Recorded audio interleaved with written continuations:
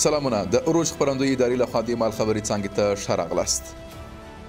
د بهرنیو چارو سرپرست وزیر امیر خان متقي او د ترکمنستان د بهرنیو چارو وزیر رشید مرادوف د ډیپلوماټیکو اړیکو پر پراختیا په افغانستان کې د ټاپي پروژې د پیل، افغانستان ته د ترکمنستان د برېښنا د صادراتو د زیاتوالي، د لاجورد لارې او په افغانستان کې د ترکمنستان د سوداګرو د پانګونې پر بهیر خبرې وکړې. د بهرنیو چارو وزارت د ویان مرستیال په ایکس کې لیکلي دي چې اسلامي امارت په خپل بهرني سیاست کې د سیمې اقتصادي پیوستون ته پام کوي.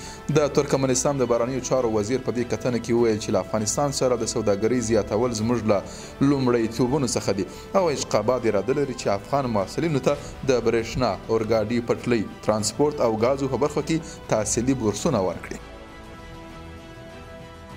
دوحه کې د اسلامي امارت سرپرست سفیر ډاکټر محمد نعیم له یو شمېر هغو افغان سوداګرو سره لیدلي چې د دوحې ایکسپو 2023 نندارتون کې خپل سوداګریز توکي نندارې ته وړاندې کړي وه.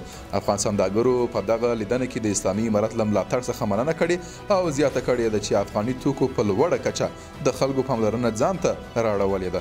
ورته مهال ډاکټر محمد نعیم یادو سوداګرو ته د بشپړې همکارۍ ډاډ ورکړی او په دغه نندارتون کې د هغوی د ګډون او له هڅو مننه کړې ده. د الجزایر د ولسمشر عبدالمجید تبون له لوري په یاد هیواد کې د نړۍ په کچه دریم او د افریقا په کچه تر ټولو لوی جومات پرانیستل سو. د جامع الجزایر په نوم دغه جومات له حرم شریف او مسجد نبوي څخه وروسته د نړۍ په کچه تر ټولو لوی جومات دی. یا جومات په یو وخت کې د 120,000 لمونځ کوونکو د ځایېدو وړتیا لري. دغه راز د دې مسجد مینار چې 215 متره لوړوالی لري د نړۍ تر ټولو لوړ مینار دی.